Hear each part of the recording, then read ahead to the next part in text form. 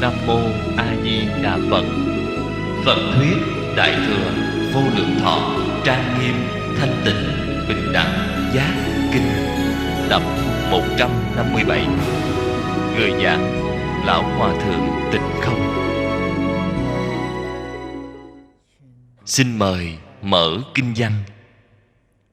Khoa hội thứ 21, đếm xuống hàng thứ 6. Thứ 21, đếm xuống hàng thứ 6. Xem từ nguyện thứ 33.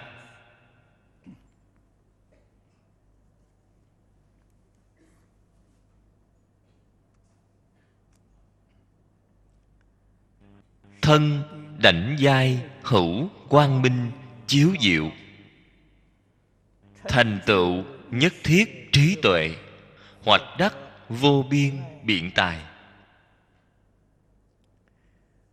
Đây là quang minh huệ biện nguyện. Chúng ta đem nguyện phía sau đọc ra: thiện đàm chư pháp bí yếu, thuyết kinh hành đạo, ngữ chư chung thinh, nhược bớt nhị giả bất thụ chánh giác.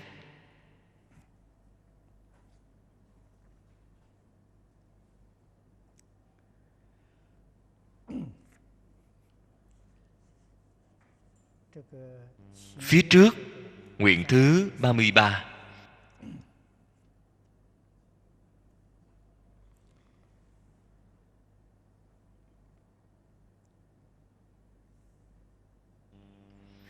Bên trên chúng ta đã từng đọc qua: bỉ Phật thọ mạng vô lượng, quốc trung thiên nhân, cũng chính là người giảng sanh đến thế giới Tây Phương Cực Lạc. Thọ mạng cũng vô lượng giống như A Di Đà Phật. Phật quang minh vô lượng, cho nên người của thế giới Tây Phương Cực Lạc, cho dù là người cõi phàm thánh, hạ phẩm giảng sanh, thân đỉnh hữu quang minh chiếu diệu. Từ ngay chỗ này chúng ta có thể thấy ra được thế giới Cực Lạc đích thực là pháp giới bình đẳng. Thân đỉnh hữu quang minh, chỗ này cần phải chú ý đến. Thân là thân quang. Chúng ta ở một số nơi xem thấy hòa tượng của Phật, hòa tượng bên cạnh thân của Phật thảy đều có ánh sáng. Đỉnh hữu viên quang, thân quang là cái ý này.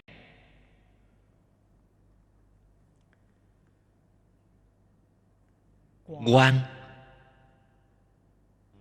đại biểu cho trí tuệ. Chúng ta xem thấy ở trên kinh A Di Đà Phật thân đỉnh quang trung,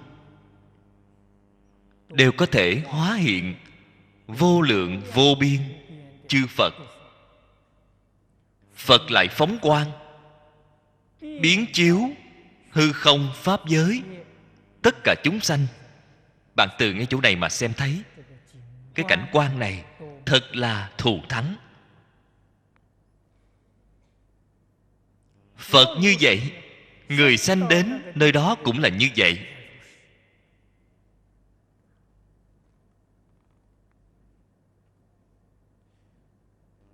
Loại cảnh tượng này rốt cuộc từ nơi đâu mà có?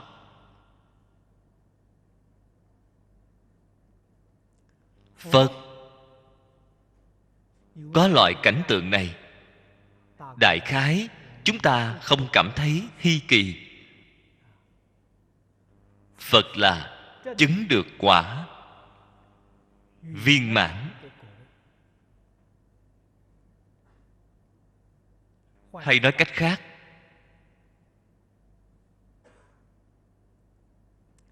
kiến tư phiền não đoạn tận, trần sa phiền não cũng đoạn tận, vô minh phiền não cũng tận. Đương nhiên tự tánh đầy đủ ánh sáng của trí bát nhã viên mãn cũng là tròn đầy viên mãn hiển thị ra.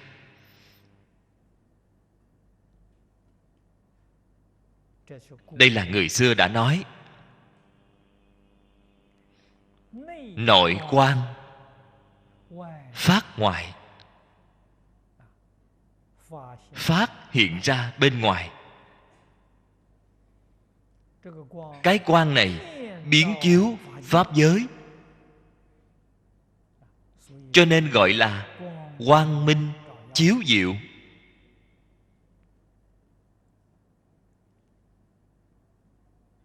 Thế Tôn ở trong Kinh Đại Thừa thường hay nói với chúng ta: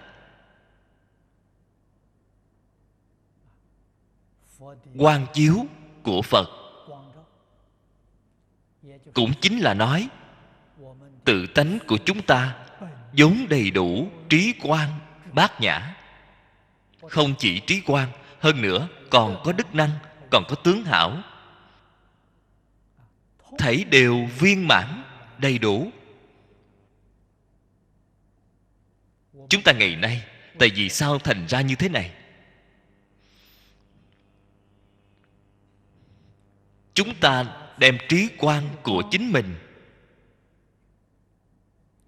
chuyển biến thành vô lượng vô biên phiền não tập khí. Cho nên bạn muốn hỏi: trí quang bát nhã của bạn ở đâu rồi? Chính là phiền não tập khí của bạn. Bạn đem nó biến thành phiền não tập khí,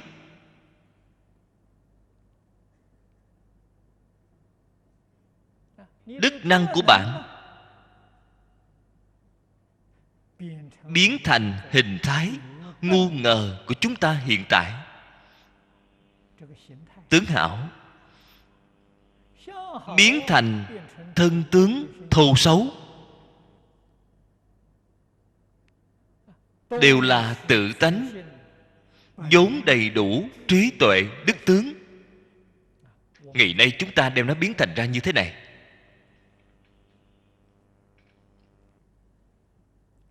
Thật rất bi ai.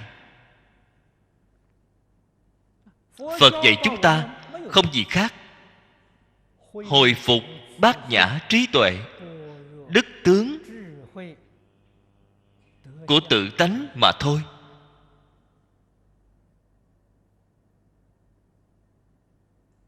Chúng ta phải tường tận.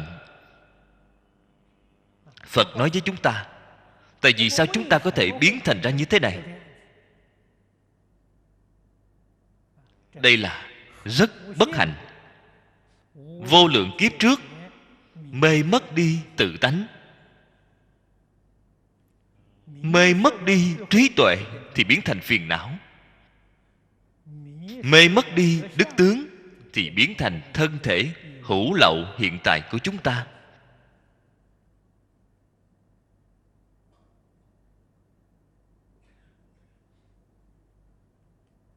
Phật cùng Pháp Thân Đại Sĩ giác ngộ rồi. Giác ngộ rồi liền đem cái thân tướng hữu lậu lại hồi phục đến tự tánh, tánh đức viên mãn hiện tiền.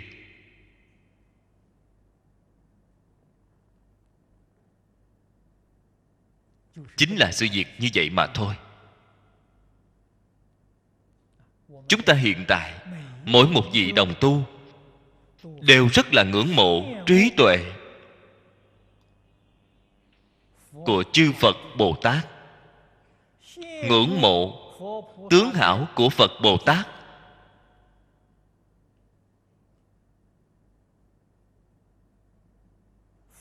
Phật đích thực dạy bảo chúng ta.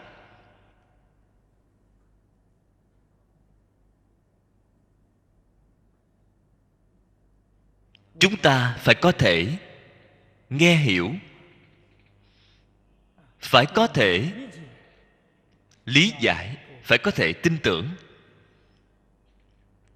phải có thể y giáo phụng hành. Cái gì gọi là y giáo phụng hành? Nỗ lực đi chuyển cảnh giới. Mê được quá lâu rồi, mê được quá sâu rồi. Chuyển cảnh giới làm gì mà dễ dàng. Thế nhưng không thể không chuyển. Không chuyển thì bạn không thể thành tựu. Bạn vẫn cứ là phải luân hồi 6 cõi. 6 cõi luân hồi là quá đáng sợ. Chúng ta không thể không biết.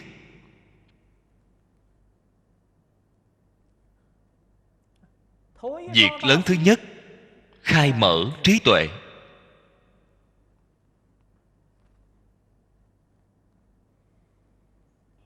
Trí tuệ từ chỗ nào mà khai mở? Tâm thanh tịnh khai. Làm thế nào được tâm thanh tịnh? Buông xả duyên lự, tâm của bạn mới được thanh tịnh.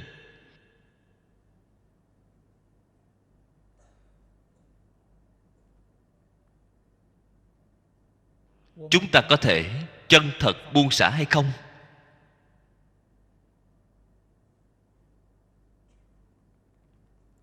Vào thời xưa, hoàn cảnh tu học tốt, mê hoặc ngoài thân ít.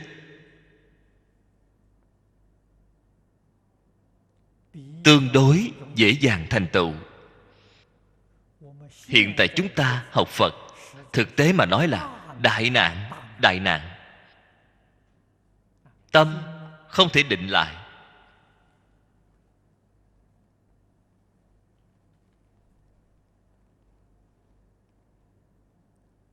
Nếu như chúng ta hơi lưu ý một chút, bạn liền sẽ phát hiện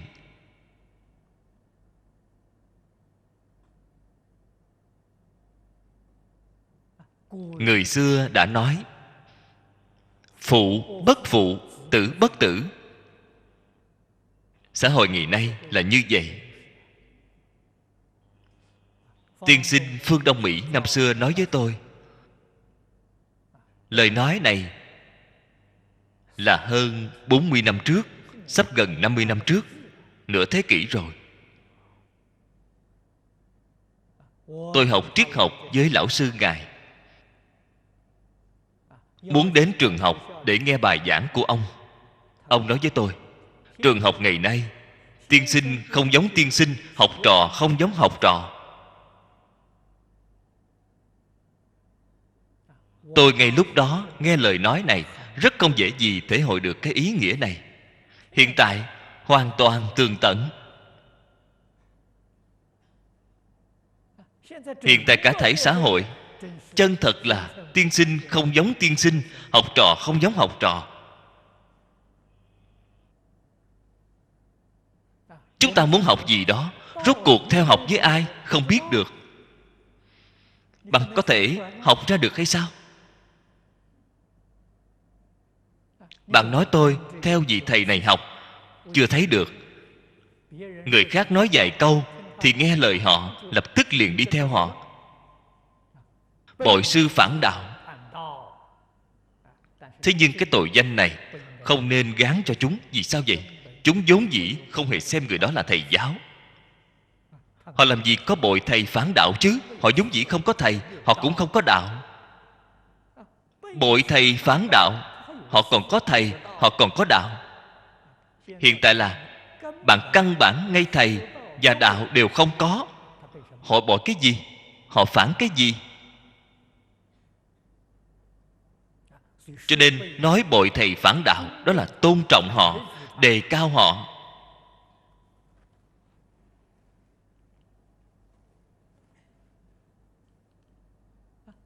cho dù bất cứ người nào nói đều nghe.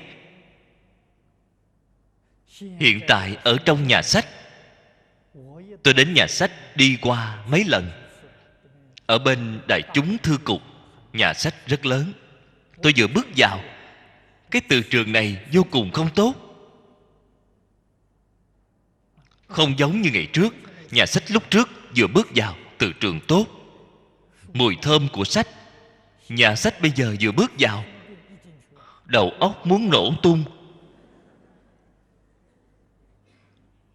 U ám chướng khí. Đó là thứ gì vậy? Tràn đầy tà tri tà kiến. Nó không phải chánh pháp.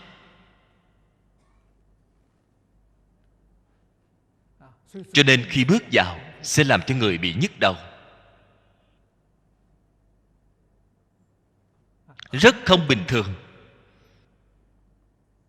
Nếu như các vị tỉ mỉ mà so sánh qua, các vị đi tham quan qua mấy nhà sách xem, bước vào trong đó hơn nửa giờ đồng hồ.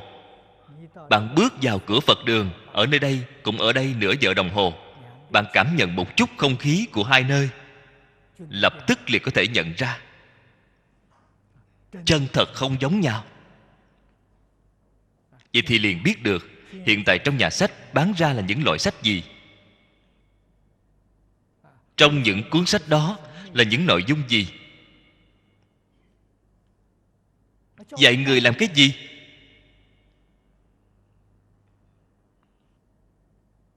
Ngày nay báo chương, tạp chí, truyền hình, ngay cả nhà sách, internet thì càng không cần phải nói rồi. Những thứ này là giáo dục xã hội, đem xã hội dạy thành ra như thế này đây. Xã hội gì vậy? Xã hội động loạn, xã hội bất an. Ở trong cái thế gian này, thân tâm không an, lộ ra lo âu, bồn chồn. Tại vì sao trên cái thế giới này rất nhiều trẻ nhỏ học trò tự sát? Tỷ lệ tự sát càng ngày càng nhiều hơn. Tại vì sao có ra cái hiện tượng này? Sống không chịu nổi. Cái thế gian này quá phiền rồi.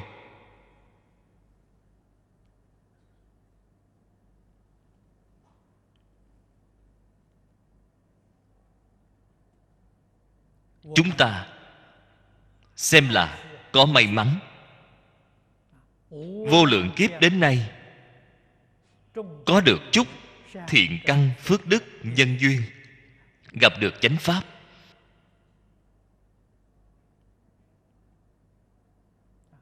Nếu muốn tu học có thành tựu,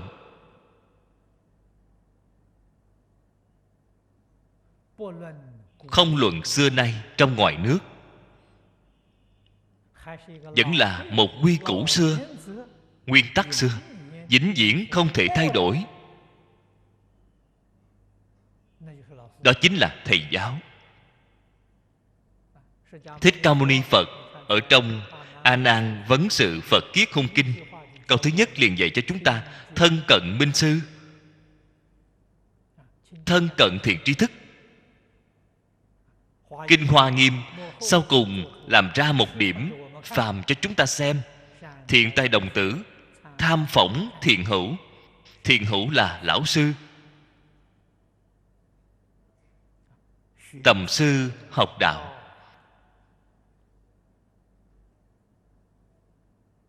Chúng ta có thể học thiện tài hay không? Không có tư cách.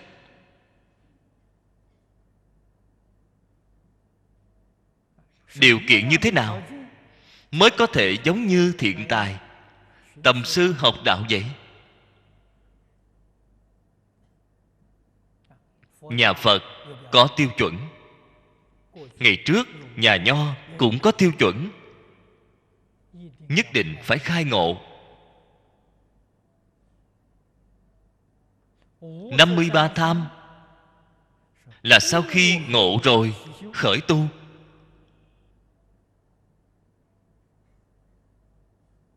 Thiện tài đồng tử khai ngộ rồi.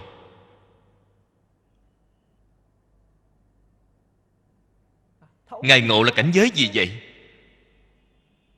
Trong Thiền tông Trung Quốc gọi là đại triệt đại ngộ, minh tâm kiến tánh. Ngài là cảnh giới này. Lão sư của Ngài là Văn Thù Sư Lợi Bồ Tát. Văn thù biểu trí tuệ. Từ nơi Bồ Tát Văn Thù mà khai trí tuệ. Hay nói cách khác, vọng tưởng phân biệt chấp trước đoạn rồi.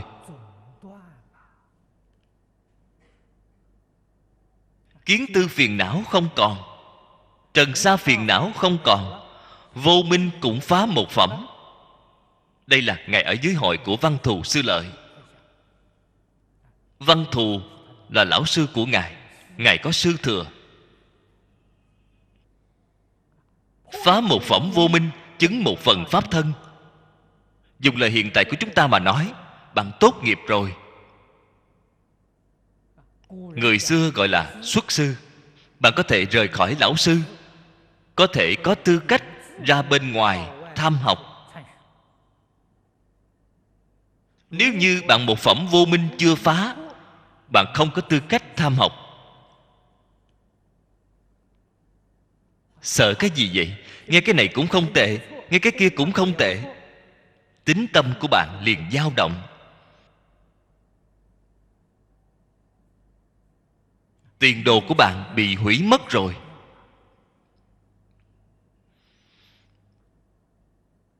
Cho nên lão sư đối đãi học trò ràng buộc rất là nghiêm khắc.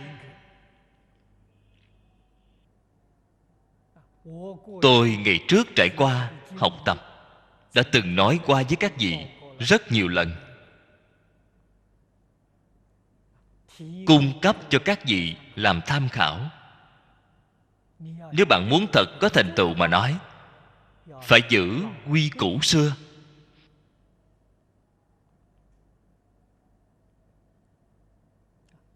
Hiện tại thiện tri thức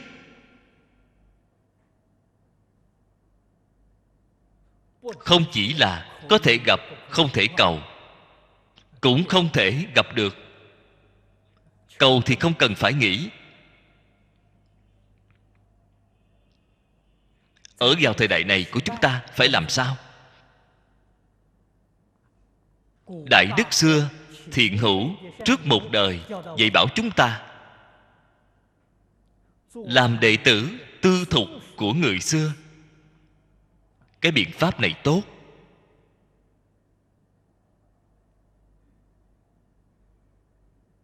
Tìm một vị đại đức xưa làm lão sư. Người đó đã không còn. Người không còn mà trước tác của họ còn.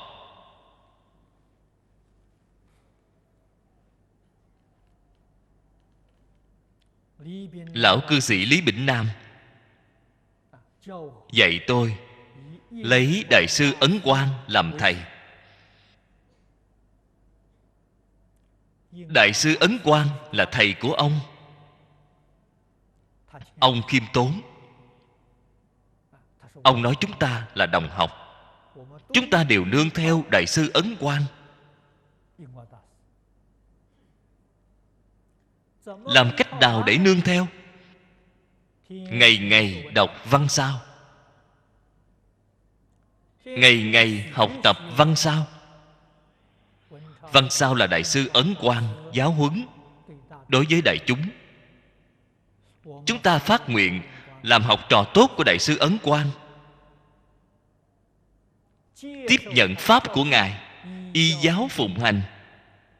Đây chính là học trò của Đại sư Ấn Quang. Đến lúc nào chính mình chân thật có giác ngộ, có kiến địa rồi. Cái gì gọi là kiến địa? Có năng lực phân biệt tà chánh, phải quấy chân vọng của thế xuất thế gian pháp. có cái năng lực phân biệt này, bạn liền có thể đi tham học. Không có năng lực phân biệt, không thể tham học. Việc này chính mình phải biết. Bởi vì hiện tại không có người ràng buộc bạn. Chính mình cần phải ràng buộc chính mình.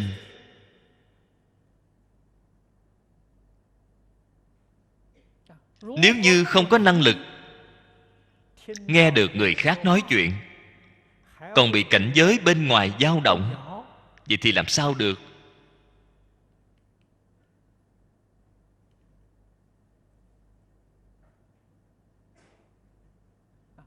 Sẽ sanh ra nghi hoặc đối với chính mình đã học. Vậy thì có đáng sợ không?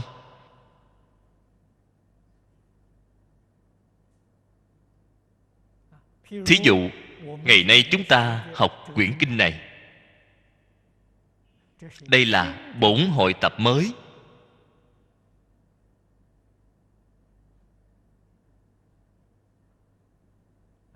Hội tập 70 năm trước.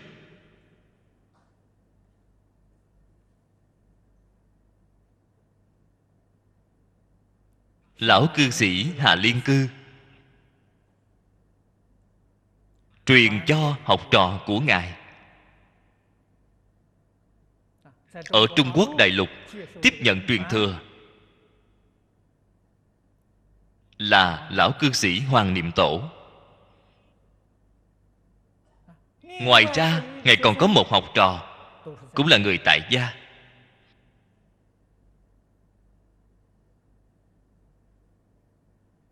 Cư sĩ Hoàng Lô Sơ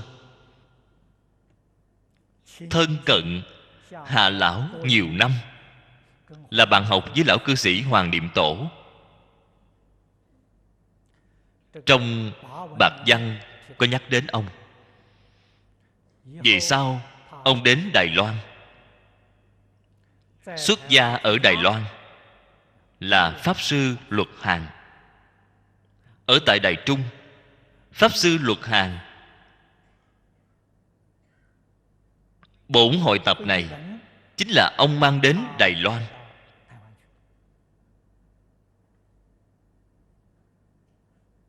Lão cư sĩ Lý Bỉnh Nam giảng kinh nói Pháp ở Đài Trung. Ông đem cái quyển này tặng cho lão sư Lý. Lão sư Lý vừa xem qua rất là hoan hỷ. Phía trước có một thiên lời tựa rất dài, là thầy của ông viết. Cư sĩ Mai Quang Hy. Cư sĩ Mai Quang Hy là lão sư của cư sĩ Lý Bỉnh Nam. Giáo lý của lão sư Lý là học với Ngài. Ông cũng có mấy vị lão sư. Tịnh Độ là Đại sư Ấn Quang truyền.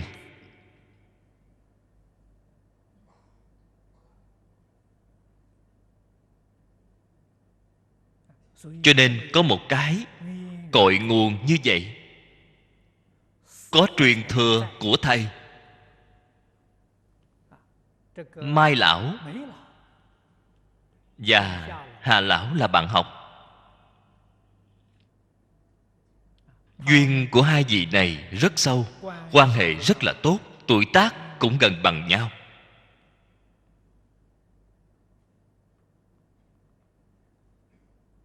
Lão cư sĩ Hoàng Niệm Tổ nói với tôi, cuối đời Mai Quang Hy bái cư sĩ Hạ Liên Cư làm thầy. Sự việc này người biết được rất ít. Mai Quang Hy là cậu của cư sĩ Hoàng Niệm Tổ.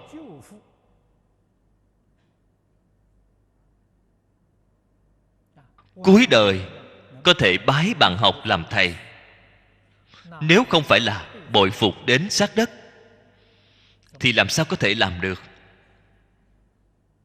Không phải người thông thường.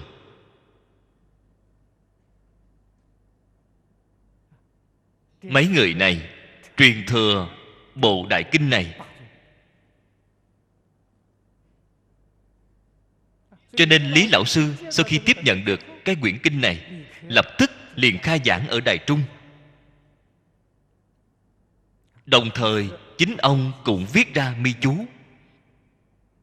Chúng ta đều in nó ra. Các vị xem thấy quyển mi chú này, viết vào năm 1950.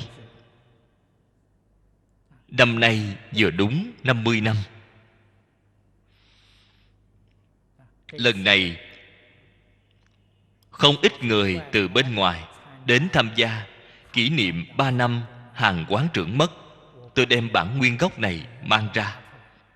Không ít người xem thấy qua. Một quyển sách cũ từ 50 năm trước, tôi gìn giữ rất là hoàn chỉnh, không bị tổn hại.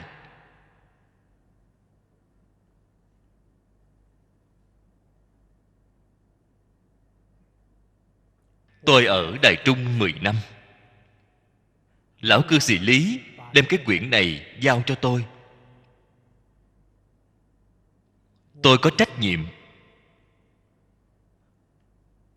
y theo cái quyển này tu học. Tôi cũng có sứ mạng hoằng dương cái quyển này.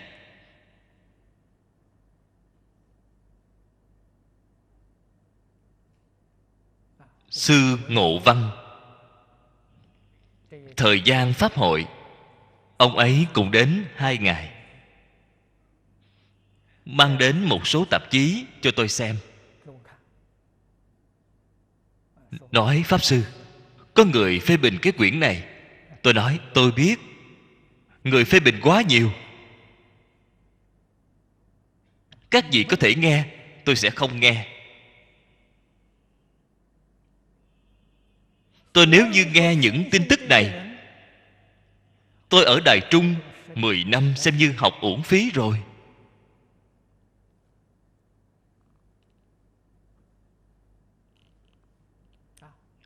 Lão sư Lý đem quyển này truyền lại cho tôi. Ngài đã nhìn sai người rồi.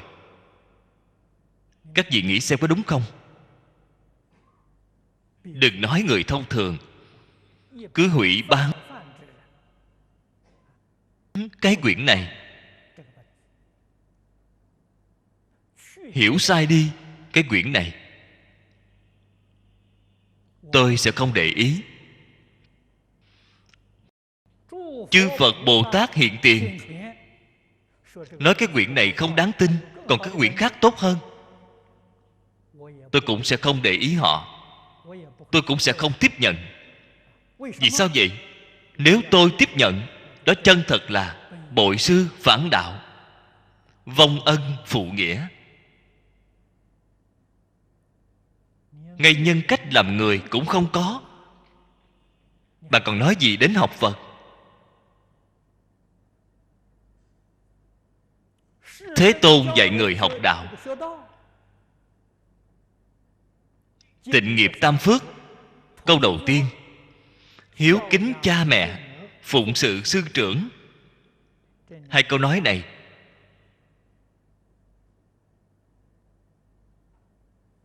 thì tôi hoàn toàn trái nghịch. Vậy thì phía sau không cần phải nói đến. Cho nên tôi nói với các vị, học đạo không có lão sư, đó là đương nhiên. Các vị bất cứ người nào đều có thể nghe. Tôi có lão sư, ngoài lão sư ra tôi sẽ không nghe. Các vị nói tương ưng với lão sư của tôi nói, tôi nghe. Không tương ưng, tôi nhất định sẽ không nghe.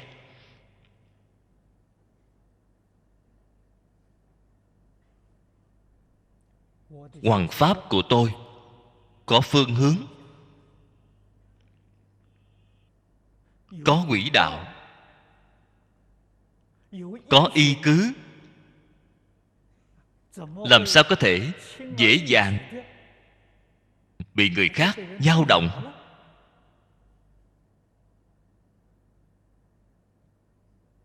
Vậy còn có thể thành tựu hay sao? Thành tựu mà còn không dễ. Bạn còn có năng lực gánh vác gia nghiệp của Như Lai hay sao? Hoằng pháp lợi sanh là gia nghiệp của Như Lai.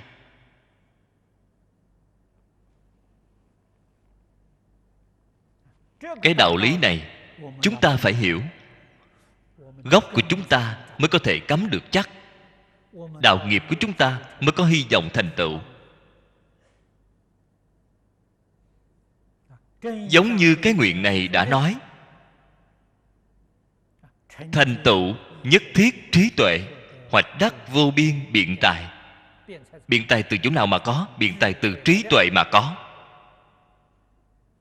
Trước tiên phải thành tựu tất cả trí tuệ. Tất cả trí tuệ, cái duyên này là thiện tri thức.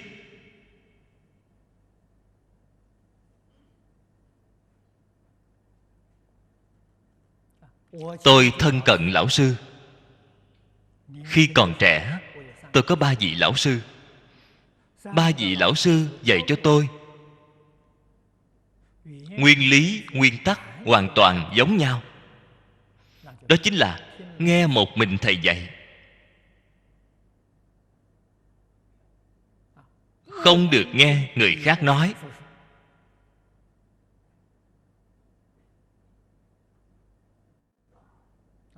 Không phải là nói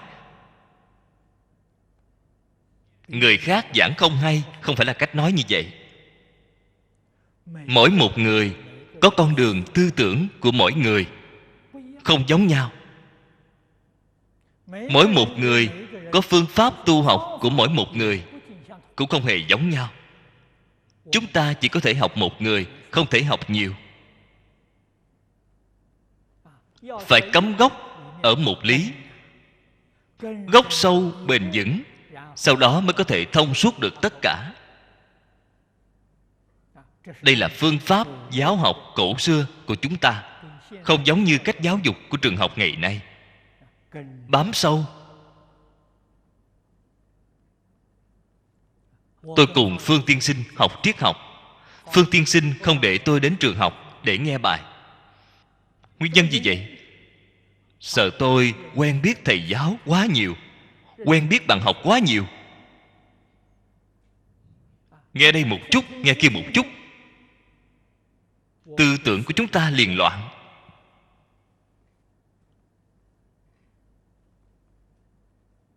Hay nói cách khác, bạn chỉ có thể có được một ít thưởng thức của triết học. Tinh túy của triết học bạn không học được. Cho nên ông rất là từ bi. Ông để tôi đến trong nhà ông học. Chủ nhật mỗi một tuần, ông dạy cho tôi 2 giờ đồng hồ. Lên lớp ở trong nhà của ông, học trò chỉ một mình tôi. Chúng tôi một đối một mà dạy. Từ bi đến tột đỉnh. Đây là sư thừa.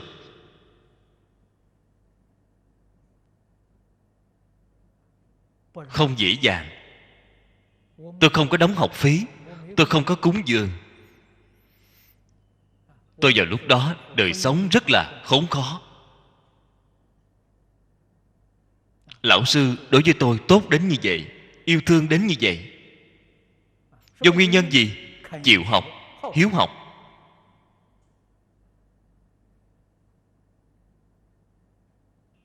Chính là một cái điểm này chân thành, cảm động lão sư.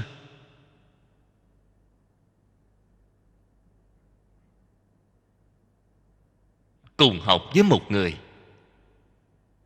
sau khi tiếp xúc với Phật Pháp, rất may mắn quen biết Đại sư Chương Gia. Tôi theo học 3 năm. Phương thức của Đại sư giống y như Phương tiên sinh, cũng là mỗi một tuần dạy cho tôi 2 giờ đồng hồ. Tôi thân cận ông 3 năm, mãi đến ông giảng sanh. Gốc của tôi từ đây mà cắm vào.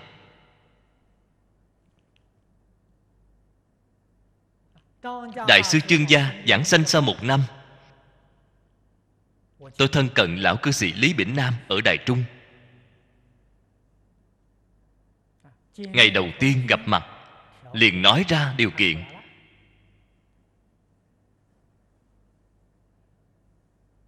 Điều kiện thứ nhất, chỉ có thể theo học với ông. ngoài ông ra, bất cứ pháp sư cư sĩ đại đức nào giảng kinh nói pháp đều không được nghe. Điều kiện thứ hai, không luận xem sách gì. Sách Phật cũng vậy, thư tịch thông thường cũng vậy, không được sự đồng ý của ông, không cho phép xem. Điều kiện thứ ba, ông biết tôi ngày trước thân cận qua Đại sư Chương Gia, thân cận qua tiên sinh Phương Đông Mỹ. Hai người này ông cũng rất là bội phục. Thế nhưng ông nói, những gì mà ông học trước đây với các ngài đều phải bỏ hết. Tôi không thừa nhận. Học lại từ đầu.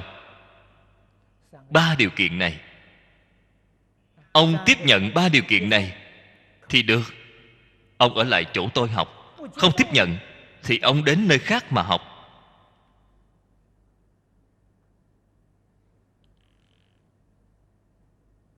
Tôi tiếp nhận điều kiện của ông.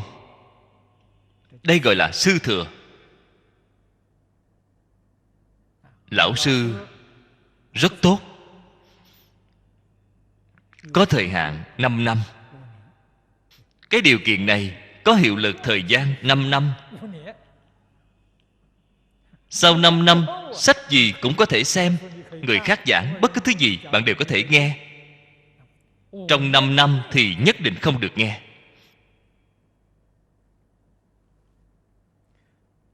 Tôi dùng phương pháp này có được lợi ích rất tốt. Đại khái 2-3 tháng liền cảm thấy được tâm thanh tịnh, nhãn căn thanh tịnh, nhĩ căn thanh tịnh, ý căn thanh tịnh. Nhãn căn rất có nhiều thứ đều không được xem, nhĩ căn có rất nhiều thứ đều không được nghe, ý thì có rất nhiều thứ cũng không được nghĩ đến. Thanh tịnh liền sanh trí tuệ. Sanh một chút trí tuệ, nghe lão sư Lý giảng kinh nói pháp, thể hội liền không giống nhau. Tôi nghe kinh có được lãnh ngộ, thể hội được so với bạn học thông thường sâu hơn, được rộng hơn, liền được chỗ tốt. Sau nửa năm, hiệu quả rõ rệt. Tôi cảm tạ lão sư. Tôi nói với lão sư, phương pháp tốt, có hiệu quả. Lão sư ngài hạn chế, con 5 năm, con tự động thêm 5 năm. Tôi tuân thủ phương pháp của lão sư Lý 10 năm.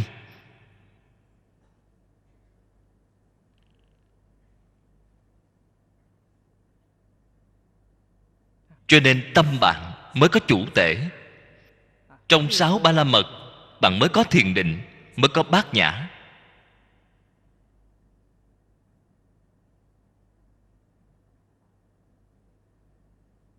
Ngạn ngữ có câu, 8 gió thổi không động. 8 gió thổi không động thì bạn có sức định nho nhỏ rồi.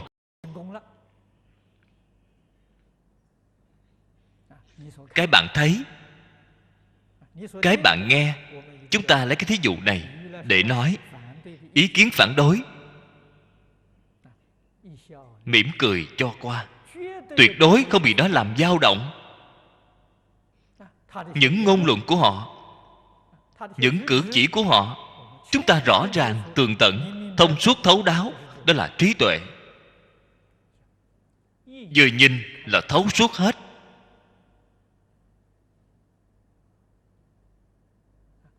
Không chỉ trước mắt có thể nhìn thấu họ, còn có thể nhìn thấu được quả báo tương lai của họ.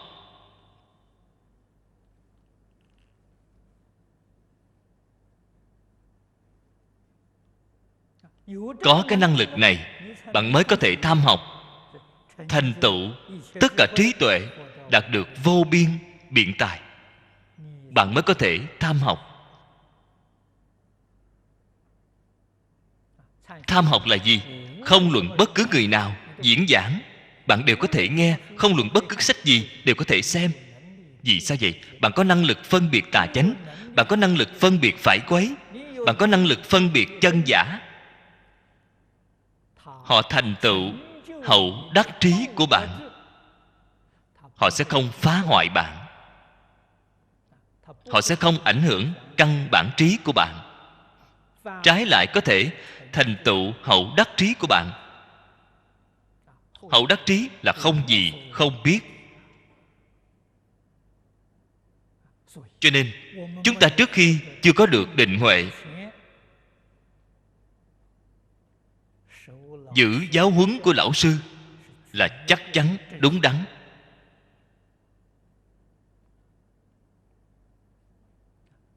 Tôi giới thiệu lão sư cho các vị đồng tu là Kinh Vô Lượng Thọ.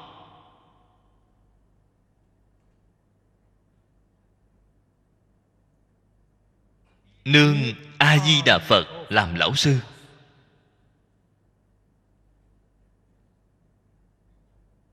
Lấy bổn hội tập này làm lão sư.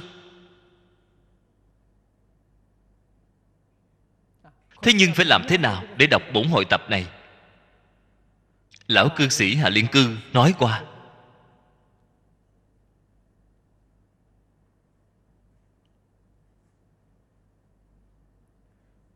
Thọ trì bổn hội tập, chí ít phải đem 5 loại nguyên bản dịch đọc qua một lần, hoặc giả đọc qua vài lần. Sau đó bạn đối với bổn hội tập này, bạn liền sanh tín tâm, kiên định, không thay đổi. Phàm hệ nói những lời nói này, 5 loại nguyên bản dịch họ chưa đọc qua, họ đến phá hoại, không có dụng ý khác, tạo ra tội nghiệp rất sâu. Đây là phá hòa hợp tăng, đây là phá tam bảo, tội nghiệp cực trọng.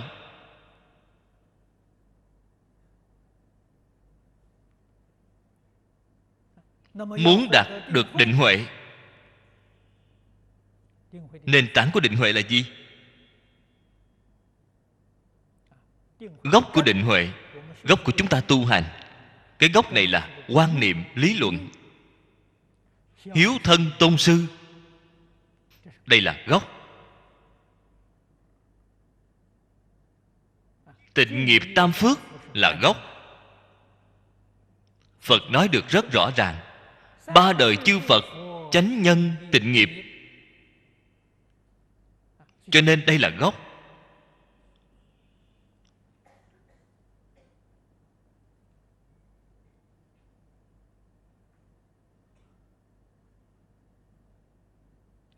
Từ nơi cái gốc này mà nảy mầm.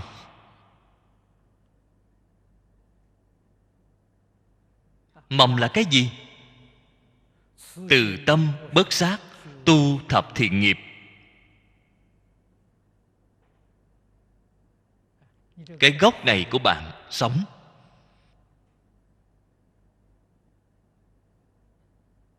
Nếu như không có cái tu trì này, cái gốc này chôn xuống đất là chết, không phải sống. Vẫn chưa nảy mầm. Vậy thì gốc này có ích gì chứ? Cho nên tu hành từ nơi nào mà khởi tu? Bồi dưỡng tâm từ bi, hành 10 nghiệp thiện. Khởi tâm động niệm, lời nói việc làm phải dùng 10 thiện để đối chiếu, so sánh một chút.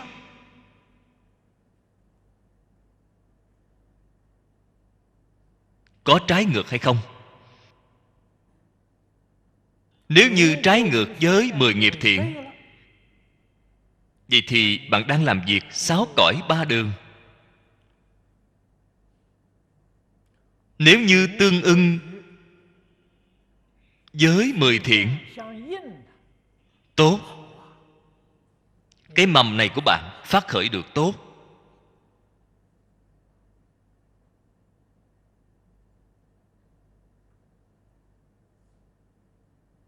từ trên cái nền tảng này thêm vào dụng công, gia công dụng hạnh, tu tam quy, thọ trì tam quy, cụ túc chúng giới, bất phạm oai nghi. Cái gốc này của bạn lớn thành cây.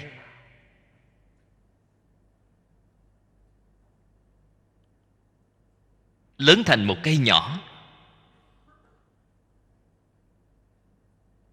Ý nghĩa của tam quy phải rất rõ ràng, rất tường tận.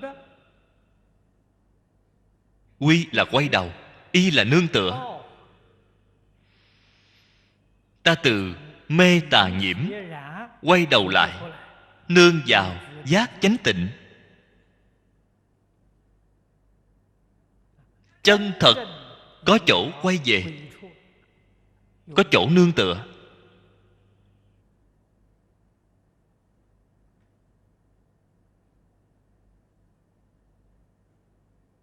Đại đức xưa ngoài việc này ra còn dạy chúng ta tìm một điển hình, tìm một tấm gương để thay đổi chính mình. Cái phương pháp này đích thực là tốt. Cái phương pháp này là Thích Ca Mâu Ni Phật truyền cho. Trên Kinh Hoa Nghiêm, Thiện Tài Đồng Tử chính là một tấm gương tốt của tu hành, chính là một điển hình. Thân cận một vị thiện tri thức, Bồ Tát Văn Thù Sư Lợi đều là làm điển hình, làm tấm gương cho chúng ta.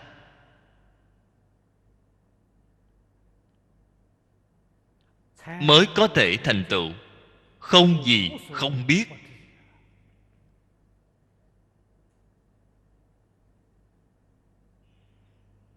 Đến lúc đó, tất cả chúng sanh đều là thiện hữu, tình dữ vô tình, đồng viên chủng trí, thành tựu không gì không biết của ta. Đây mới là trí tuệ chân thật viên mãn. Không phải ở trong nhà bế quan mà có thể thành tựu.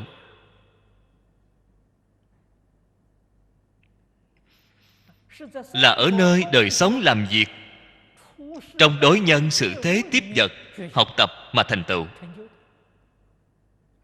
Sáu căn tiếp xúc toàn là thiện tri thức, toàn đều là Phật Bồ Tát, mới có thể thành tựu trí tuệ viên mãn của chính mình. Làm gì mà đơn giản như vậy? Cho nên trước tiên cần phải đoạn phiền não. Cũng chính là chúng ta thường nói, phải buông xả vọng tưởng, phân biệt, chấp trước của chúng ta, hồi phục thanh tịnh, bình đẳng, chánh giác của chính mình. Lấy thanh tịnh, bình đẳng, chánh giác để tham học,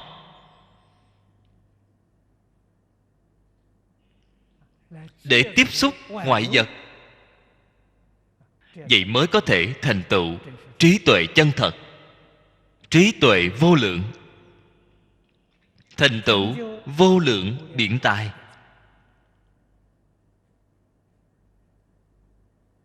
Nếu không ở nơi đây mà hạ công phu, cho dù chúng ta tu học thế nào, tu cả một đời, đều không thể thành tựu.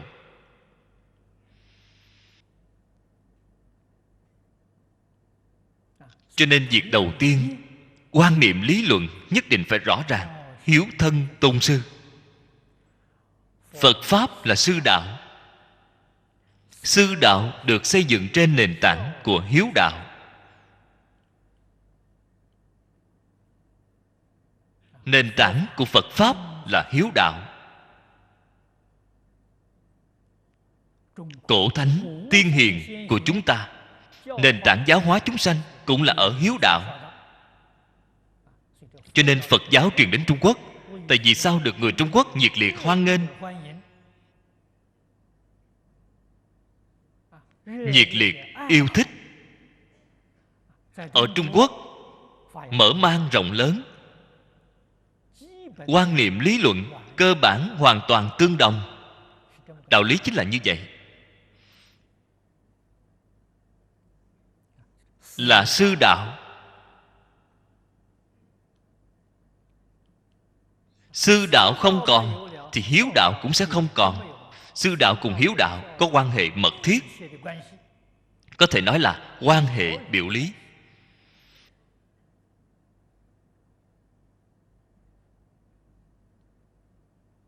Xã hội ngày nay, hiếu đạo không còn nữa, sư đạo cũng không còn. Ngày nay chúng ta phải tu học, chỉ có tuân thủ phương pháp của người xưa dạy cho chúng ta.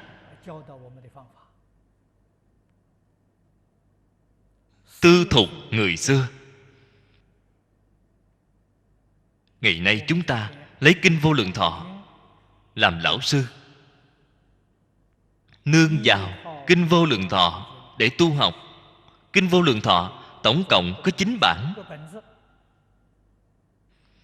Trong đó 5 loại là nguyên bản dịch, 2 loại bổn hội tập, 1 loại là bổn tiết hiệu của Khang Tăng Khải, cư sĩ Bàn Tế Thanh làm.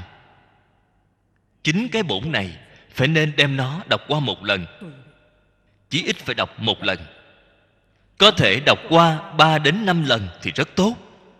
Sau đó một lòng một dạ thọ trì bổn hội tập của Hạ Liên Cư, bạn liền có thể đoạn nghi sanh tính. Bạn liền có thể ở ngay trong một đời này có thành tựu huy hoàng, không thể nghĩ bàn. Cẩn dịch Vọng Tây Cư Sĩ. Địa chỉ email vọng tây cư sĩ @gmail.com. Người đọc Hạnh Quang. Phát tâm cúng dường do gia đình Phật tử Thiện Chân thành kính cúng dường. Nguyện cả thảy chúng sinh đều tín niệm Di Đà, đồng cầu sanh về nước Cực Lạc. Nguyện đem công đức này trang nghiêm cõi nước Phật, trên đền 4 ân nặng, dưới cứu khổ 3 đường. Nếu có ai thấy nghe, đều phát tâm Bồ Đề, hết một báo thân này, đồng sanh về nước Cực Lạc. Nam Mô A Di Đà Phật.